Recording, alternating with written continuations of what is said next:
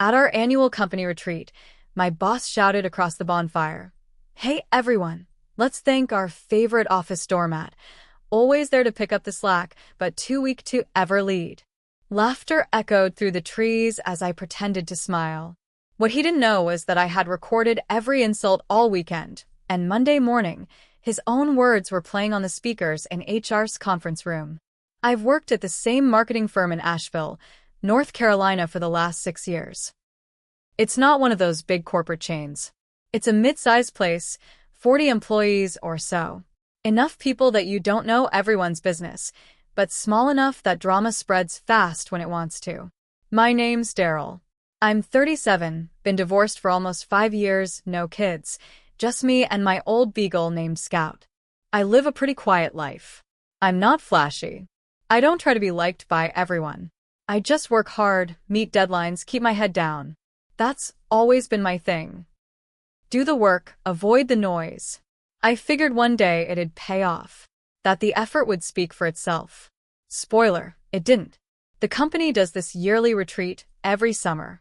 It's supposed to be a reward, a chance to connect with coworkers outside the office. Usually, it's a long weekend in the mountains. This year, it was 3 days in some rented cabins up in Black Mountain, about an hour outside of Asheville. I didn't want to go. I never do. But I always end up saying yes, because not going makes you look like you're not a team player. And I already know I'm not upper management's favorite. Been passed over for promotion twice. So I show up. Every year. The retreat was the usual setup. Everyone gets there Friday afternoon. There's an agenda taped to the wall. Team-building games, honest conversations, a hike no one really wants to do, and the big bonfire night where people drink too much and try to act like they're friends. I had a room to myself, which I didn't mind. Graham, my boss, was already there when I arrived. I saw his lifted truck before I even walked in. Loud engine, Alabama plates. He's the kind of guy who makes a point to remember your birthday, but forgets what you actually do for work. He's tall, broad, ex-frat. Always has a Yeti tumbler in his hand even in the office. When he got promoted over me 3 years ago, I didn't say anything. I had more experience, more client wins, and I actually trained him when he first got hired. But he knew how to charm the higher-ups. Talked about synergy and vision like he actually meant it. They loved him. I wasn't flashy enough, I guess. Too quiet. I stayed. I kept working. Took on extra projects. Helped the interns. Mentored people. Got nothing for it. Friday night, there's a trivia game after dinner. Everyone's paired up. Graham yells out, "Let's make this fair. Somebody team up with Daryl before he beats us all with his nerd brain." Laughter. I forced a smile. Not the worst thing he's said to me. I brushed it off. A couple hours later, we're at the bonfire. People have had drinks. There's music playing on a Bluetooth speaker. I'm sitting a little off to the side, not really in the circle, but close enough to be polite. That's when Graham decides to do his big toast. He stands up, beer in hand, grinning like he just won something. I just want to say he slurs a bit. This team's been killing it this year. Couldn't do it without you all. People cheer. He starts naming folks, giving fake compliments with little jabs. Maria, Queen of Canva. Jordan, still somehow employed. Then he looks at me. And let's not forget our favorite office doormat, Daryl. Always there to pick up the slack, but too weak to ever lead. He laughed. Some people laughed with him. Some looked down. I didn't say a word. Just smiled. The same way I've smiled through years of his crap. But inside, something snapped. I reached into my hoodie pocket, pulled out my phone, and hit record. I angled the mic toward the fire. Didn't look suspicious. Just acted like I was checking a message. My hand didn't shake. I felt weirdly calm. I recorded the whole rest of the night. Saturday morning, I got up early. Took a walk by myself before breakfast. I kept thinking about what he said. Not just the joke, the way people laughed. The way they didn't even look at me after. I've spent years cleaning up behind that guy. Fixing his half-finished reports. Rewriting his sloppy pitches. And he calls me a doormat in front of the whole team? Nah. Not this time. So I made a plan. I recorded everything that weekend. Quietly. Every group conversation. Every meal. Every time Graham opened his mouth. He kept on with the same energy. Mocking people, making backhanded jokes, calling someone too soft, saying another guy cried on paternity leave. The worst part? He said these things like he wanted to be heard. Saturday night, he told someone, "Honestly, I blocked Daryl's promotion because he'd never survive in a client meeting. Good guy, but weak." That one stung. But I got it on tape. Sunday afternoon after we got back, I didn't go home and crash like usual. I stayed up until 2 a.m. I edited the recordings down into separate clips, labeled each one clearly, wrote a timeline. I didn't lie. I didn't stretch the truth. I just documented exactly what happened. I put everything on a flash drive, Printed out my statement. put it all in a folder. Monday morning, I didn't go to my desk. I went straight to HR. Candace, the HR director, looked surprised to see me. "Can I help you?" "Yeah," I said. "I need you to listen to something." She plugged the flash drive into her laptop. I watched her face as the first clip played, Graham's toast at the bonfire. Her eyes narrowed. She didn't smile once. Then I played another one, him talking about diversity hires. Then one where he called me, just barely worth his paycheck. She stopped the third clip halfway through. "Wait here." She left and came back with Rachel, the VP of Operations. I played the clips again. I handed them the printed timeline and notes. They didn't say much. Just listened. Took notes. "Did anyone else hear this?" Rachel asked. "Yes," I said. "There were witnesses for most of it." Candace nodded. "We'll take it from here. Please don't discuss this with anyone yet." By lunch, Graham's office door was shut. By 3 p.m., his nameplate was gone. No announcement. No goodbye. No best wishes. Just gone. Tuesday, people noticed. Wednesday, someone asked me quietly in the break room, "Did you have something to do with that?" I didn't answer. Thursday, another coworker, Maria, stopped by my desk. "Thank you," she said. "For whatever you did." I don't know what happens next. Not really. But I know this. For years, I smiled through everything. Got passed over. Got mocked. Stayed quiet. But when he stood in front of everyone and called me a doormat, that's when he handed me the nail for his own coffin. And I used it. The Friday after Graham disappeared, we had our regular all-hands meeting. Usually Graham would run it. Now it was Rachel. She stood at the front of the conference room, calm and serious. "As many of you have noticed," she said, "Graham is no longer with the company. We can't comment on details, but leadership is working to improve the culture here. If anyone has concerns or needs support, HR is available." She paused. "And for the record, if you ever feel like you've been ignored, disrespected, or overlooked, our door is open. Speak up. We'll listen." I kept my eyes down, but I felt every word. After that, something strange happened. People who barely spoke to me before suddenly started stopping by my desk. Some just said hey. Some gave that look, the one that says, "I know what you did." A couple even asked me for advice on their projects. It felt weird. Good in a way, but also awkward. I wasn't used to being noticed. Then on Monday, I got an email from Rachel. Subject: Internal application opportunity. "Hi Daryl, we're opening a new team lead role next quarter and think you'd be a strong candidate. Please let me know if you're interested." Rachel, I stared at it for a long time. I wanted to say yes. I wanted to finally move forward. But something stopped me. There was this knot in my stomach. Something didn't feel right. Like I hadn't seen the whole picture yet. Later that afternoon, Maria pulled me aside in the hallway. She lowered her voice. "Hey. I don't want to freak you out, but you should know." She looked over her shoulder. "Graham's been messaging people. Off the clock. From his personal accounts." "What?" I asked. "Yeah, not everyone. Just people who were at the retreat. Trying to figure out who turned him in. He messaged me Saturday night. Said he knows it was someone soft who finally snapped." I felt my jaw tighten. "He didn't name you," she added. "But he's fishing." I nodded. Thanks for telling me. That night, I checked my own social media. Private. Locked down. No friend requests. But still, it rattled me. The next morning, I went to Candace in HR.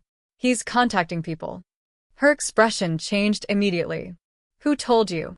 Maria said he reached out. She sighed.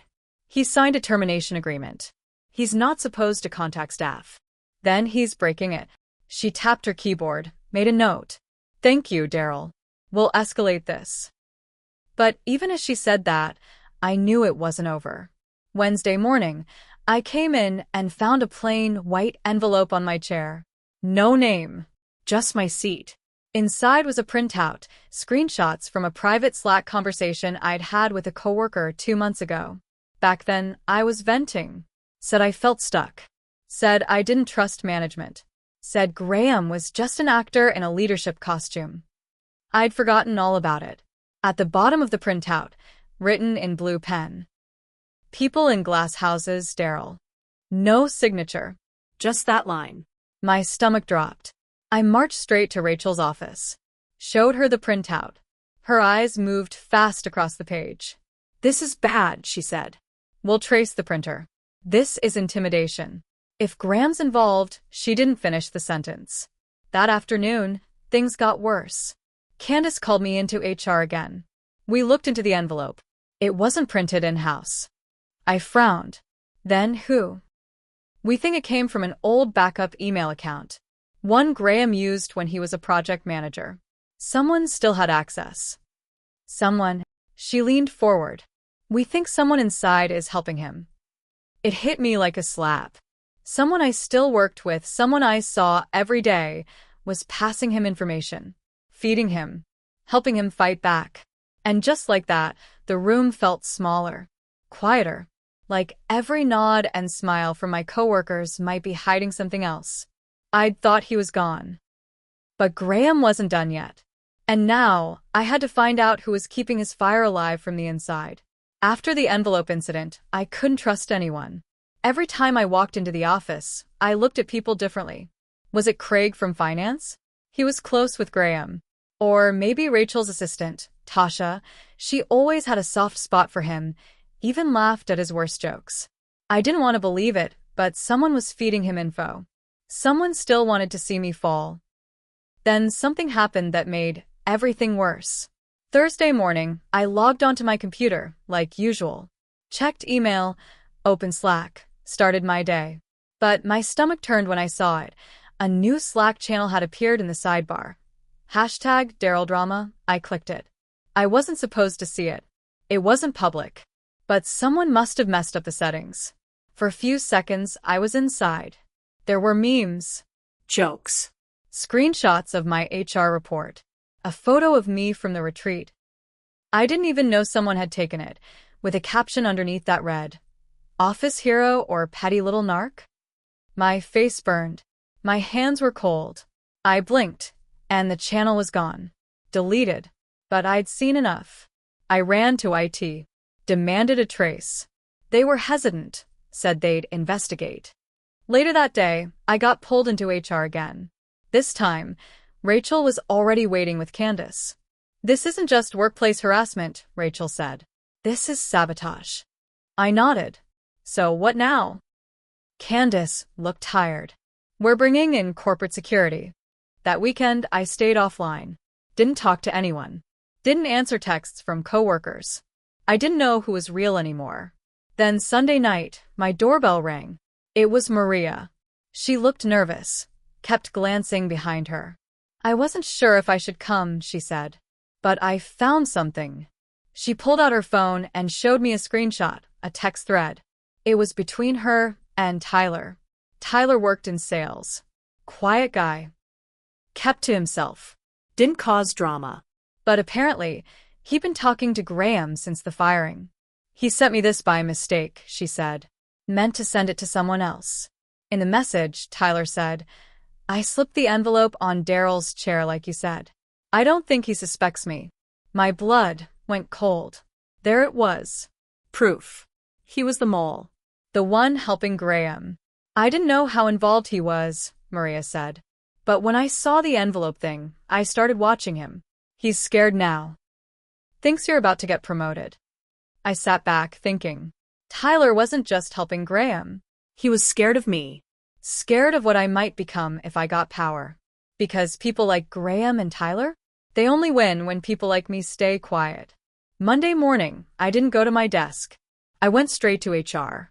I gave them the screenshots. Told them everything. Maria backed me up.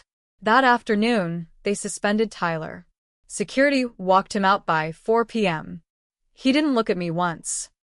But as he passed, I saw the hate in his face. And I knew something else was coming. Because people like that, they don't go quietly.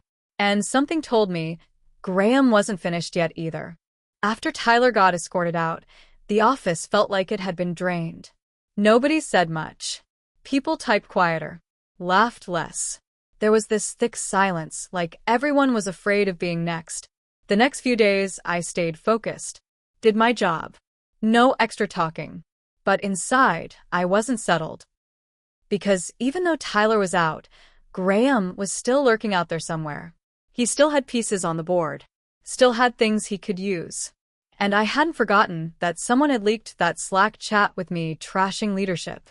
That wasn't Tyler. It meant there was still another one. So I waited. I stopped sharing anything with anyone. And instead of taking the team lead role Rachel offered, I told her I needed time to think. I wasn't about to take a step up while someone in that building was trying to destroy me in the shadows. 2 weeks went by. And then I got a call from a blocked number. I let it go to voicemail. It was Graham. His voice was steady, but there was something shaky behind it. He said, "You think you've won, Daryl. You haven't. I've got friends in this industry. Word travels fast. You're going to regret this. You don't get to be the hero when you stab people in the back." I saved the message. Then I forwarded it straight to HR and legal. That was his mistake. See, what Graham didn't know was that the company had already opened a formal complaint with the state. Because once it came out that he'd contacted employees post-termination and was using someone inside to harass me, it stopped being just an HR matter. It became legal. And while he was out there acting like this was some office drama, the company's lawyers were building a harassment and defamation case against him. I didn't even have to do much anymore. I just waited. 3 weeks later, it hit. It started with a cease and desist order. Then came the lawsuit, corporate harassment, retaliation, and breach of NDA. But the best part? HR looped me in privately and let me know. Graham had used his personal Gmail to trash-talk the company to 2 of our biggest clients. He blamed his firing on wokeness and said leadership was run by cowards who let soft people cry their way to power. One of those clients was a $3 million per year account. They dropped him personally as their freelance consultant, then dropped his new firm entirely when they found out he was trying to poach our contracts. That was blow number 1. Blow number 2 came when Tyler, now desperate, filed a wrongful termination complaint against the company. He said he was manipulated by leadership and forced to take the fall. He thought he could scare them into a settlement. But Maria handed over more screenshots. Turns out Tyler and Graham had created a shared Google Doc with plans on how to sabotage my projects, spread rumors, and push me to quit. They named it Operation Remove Doormat. I saw the whole thing. It was disgusting. But it made everything crystal clear. The company countersued both of them. Fraud, libel, and violation of company data policy. Tyler disappeared after that. Graham tried to fight it, but the case went public. And once it hit the Asheville business scene, nobody wanted to touch him. His consulting firm? Gone in 2 months. His LinkedIn? Dead. His reputation? Ruined. One night, about 6 months later, I was walking home from work. It was raining. Cold.